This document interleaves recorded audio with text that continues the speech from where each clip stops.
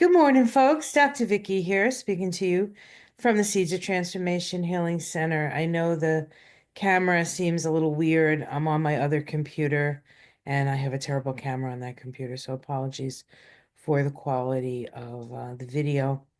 Today is the 29th of January, and I want to look at an aspect that's happening today, um, and talk a little bit about it. Let me pull up the chart.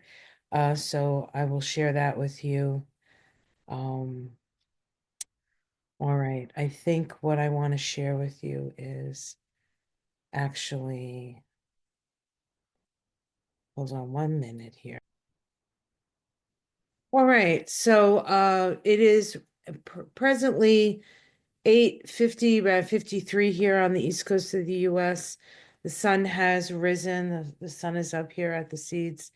I believe it's like 10 degrees out there. So, and it's not that warm in the house either.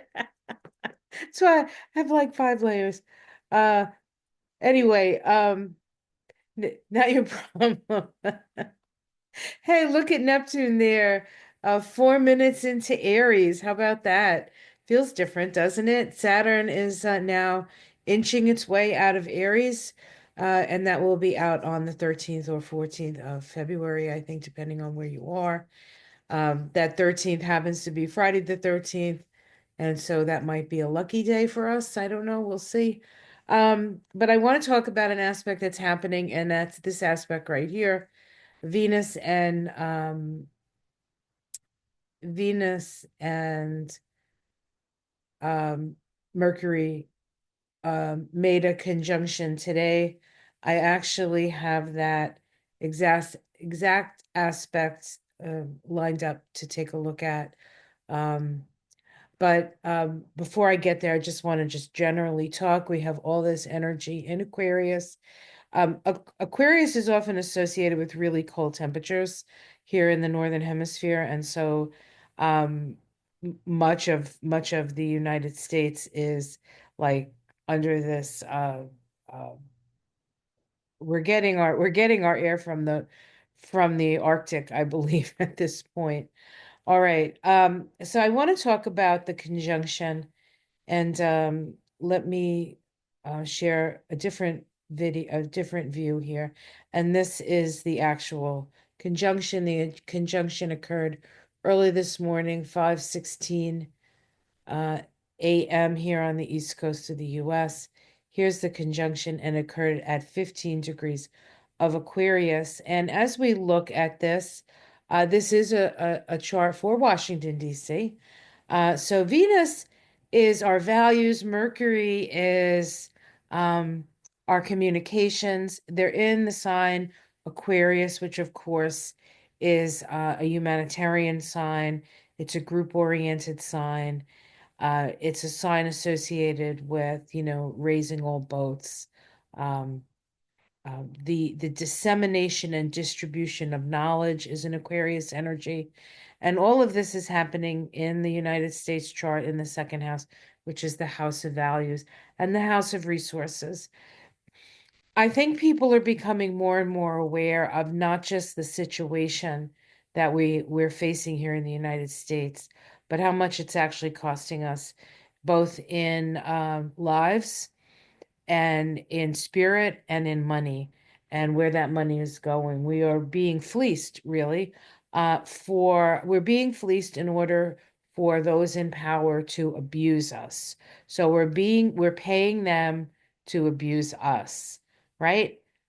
Not the greatest idea in my estimation. No, no good, no good. I want to read the Sabian symbol for this particular degree of Aquarius to you. Um, in that when we have these conjunctions, right, there's power in those conjunctions. So 15 degrees of Aquarius, the Sabian symbol is two lovebirds sitting on a fence. The spiritually uplifting sense of fulfillment. When we have done something good, it feels good. The practice of happiness. In one sense or another, our spiritual journey is motivated by yearning to end a state of separation in which we live. Now, of course, that's what the government is trying to do. They're trying to separate us. And what the people of Minneapolis is showing us is unity, is community, right? The other option, and how we best fight what the government, you know, led by Trump and his minions, are trying to do to this country. Okay. Um, it says Sufis call this yearning ishq, divine nostalgia. It arises when we leave the source and acts as a beacon to bring us home again. We need this beacon because the emergent into physicality makes us forget our origin. So we need to feel what we cannot remember and bring it to mind.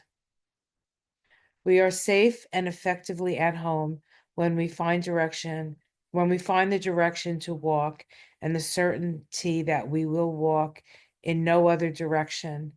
Then we know deep and permanent joy. Deep and permanent joy is about deciding a direction to move in. And I think that we're getting plenty of examples of that direction to move in. Um, More and more people are waking up to what's going on, and I think it's not going to make it may not make things easier, but I think it'll make things happen faster. That we can shift this and refocus and re-energize. Remember, 2026 is a 10-1 year, so it's about planting new seeds. It's not necessarily seeing them manifest. And so there's a lot of stuff happening on faith at this time. And faith in each other, faith in the aspirational nature of the United States. Yes, have we ever lived up to the hype? No, of course not. But then who does? But you have to have a vision, you have to have a dream, you have to have a picture in your mind. And when you have a picture in your mind, you're more likely to be able to manifest that. And so let us rely on the joy. Let us focus on what the people in Minnesota are doing right. And how can we um let's all be Minnesota strong, right? Let's see how kindness and compassion and coffee and donuts and hot chocolate can change things in a moment. Um, I mean, certainly weapons can change things in a moment, but it's nice to know coffee and donuts can do it too. Be kind to one another, um, and help where you can.